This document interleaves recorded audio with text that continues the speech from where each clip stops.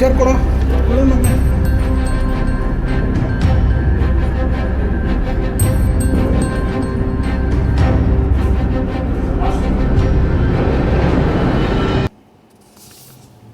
ಭಾನುವಾರ 21 ಜೂನು 2026ರಂದು ಬೆಳಗ್ಗೆ 9 ಗಂಟೆಯಿಂದ ಏನು ಬೈರಮಂಗಲ ಮತ್ತು ಕಂಚಗಾರನಹಳ್ಳಿ ವ್ಯಾಪ್ತಿಯ ಬಿಡದಿ ಟೌನ್ಶಿಪ್ ಹೆಸರಿನಲ್ಲಿ ಸರ್ಕಾರ, ಕಾಂಗ್ರೆಸ್ ಸರ್ಕಾರ ಭೂ ಸ್ವಾಧೀನವನ್ನು ಪಡಿಸ್ಕೊಂಡು ನಮ್ಮ ರೈತರ ಮರಣ ಶಾಸನವನ್ನು ಬರೀಲಿಕ್ಕೆ ಏನು ಹೊರಟಿದ್ದಾರೆ. ಅದರ ವಿರುದ್ಧ ಏನು ಸುಮಾರು 1.5 ವರ್ಷಗಳ ನಿರಂತರ ರೈತರ ಹೋರಾಟ ಏನಿದೆ, ಆ ಹೋರಾಟಕ್ಕೆ ನಾವು ಮೊದಲನೇ ದಿನದಿಂದ ಬೆಂಬಲವನ್ನು ಏನು ಕೊಟ್ಕೊಂಡು ಬಂದಿದ್ದೇವೆ. ನಮ್ಮ ಜೊತೆಯಲ್ಲಿ ಹಲವಾರು ಪಕ್ಷದವರಿರ್ಬೋದು, ಸಂಘಟನೆಯರಿರ್ಬೋದು, ರೈತ ಸಂಘಟನೆಗಳಿರ್ಬೋದು, ಕನ್ನಡಪರ ಸಂಘಟನೆಗಳಿರ್ಬೋದು, ಹೋರಾಟಗಾರರಿರ್ಬೋದು, ಕವಿಗಳಿರ್ಬೋದು, ಹಲವಾರು ಕಾಲಜ್ಞಾನಿಗಳು, ತಜ್ಞರು ಎಲ್ಲರೂ ಕೂಡ ಈ ಹೋರಾಟದಲ್ಲಿ ಭಾಗವಹಿಸಿ ರೈತರಿಗೆ ಬೆಂಬಲವನ್ನು ಕೊಡ್ತಾ ಇದ್ದಾರೆ. ನಮ್ಮ ಹೋರಾಟ ಭಾನುವಾರ ಯಾವ ರೀತಿ ಇದೆ ಅಂತ ಹೇಳಿದ್ರೆ,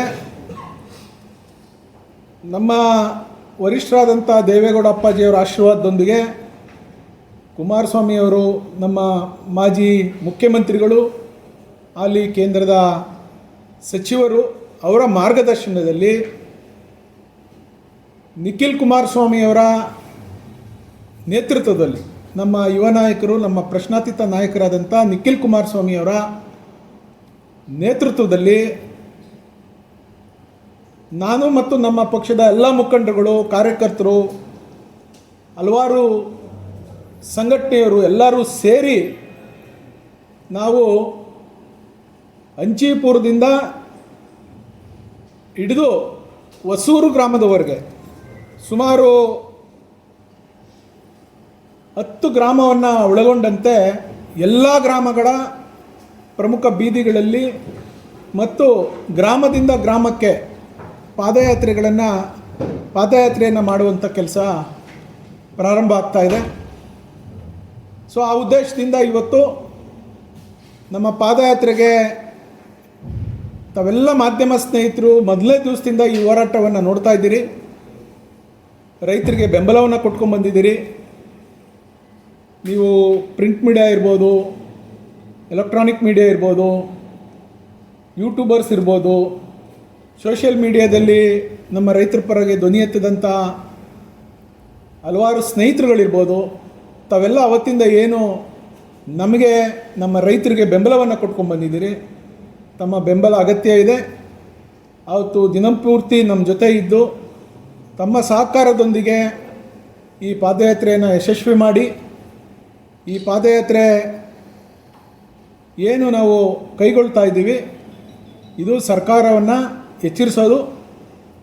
ಏನು ಸರ್ಕಾರ, ಮಾನ್ಯ ಮುಖ್ಯಮಂತ್ರಿಗಳು, ಮಾನ್ಯ ಶಾಸಕರು, ಮಾನ್ಯ ಮಂತ್ರಿ ಮಹೋದಯರೇನು ಇದು ಬರಡು ಭೂಮಿ, ಇದು ವ್ಯವಸಾಯಕ್ಕೆ ಯೋಗ್ಯವಲ್ಲದ ಭೂಮಿ, ಇದು ವ್ಯವಸಾಯ ಇಲ್ಲಿ ಮಾಡಿದ್ರೆ ಇದೇನೇನೋ ಕಾಯಿಲೆಗಳು ಕಸಾಲೆಗಳೆಲ್ಲ ಬಂದ್ಬಿಡ್ತವೆ, ಆದ್ದರಿಂದ ಈ ಭೂಮಿನ ಟೌನ್ಶಿಪ್ ಮಾಡಿಬಿಟ್ರೆ ಎಲ್ಲ ಸರಿ ಹೋಗ್ತದೆ ಅಂತೇಳಿ ಹೇಳ್ತಾ ಇದ್ದಾರೆ.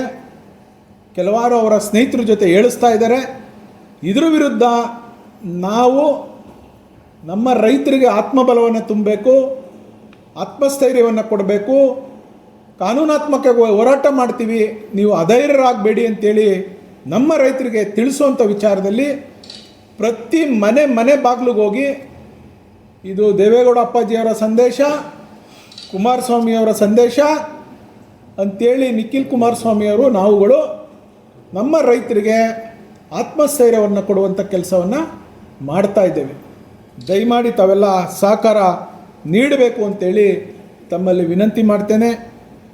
ಇವತ್ತು ಅಂಚಿಪುರದಿಂದ ಶುರುವಾಗಿ ಅಂಚಿಪುರ ಕಾಲೋನಿ, ಬನ್ಗಿರಿ, ಮೆರವೇಗೌಡನದೊಡ್ಡಿ, ಅಲ್ಲಿಂದ ಗುಂಡ್ತೋಪು ಅಂತೇಳಿ ಒಂದು ಊರಿದೆ, ಅಲ್ಲಿಂದ ಗೊಲ್ಲಳ್ಳಿಗೆ ಹೋಗ್ತೀವಿ. ಗೊಲ್ಲಳ್ಳಿಯಿಂದ ಮತ್ತೆ ಕೋಡಿಪಾಳ್ಯಕ್ಕೆ ಬಂದು ಹೊಸೂರಿಗೆ ಈ ಮೊದಲನೇ ದಿವಸದ ಒಂದು ಪಾದಯಾತ್ರೆಯನ್ನು ಅವತ್ತಲ್ಲಿ ಕಂಪ್ಲೀಟ್ ಮಾಡ್ತೀವಿ. ಇದೇ ಥರ ಪ್ಲ್ಯಾನ್ ಮಾಡಿಕೊಂಡು ಎರಡೂ ಪಂಚಾಯಿತಿಯ ಎಲ್ಲ ಗ್ರಾಮಗಳಿಗೆ ನಾವು ಪಾದಯಾತ್ರೆ ಮಾಡೋರಿದ್ದೇವೆ. ಇವತ್ತು ಭಾನುವಾರ ಇದ್ದಿದ್ದರಿಂದ 21ನೇ ತಾರೀಕು ಅವತ್ತು ಈ ಕಾರ್ಯಕ್ರಮವನ್ನು ಹಾಕ್ಕೊಂಡಿದ್ದೀವಿ.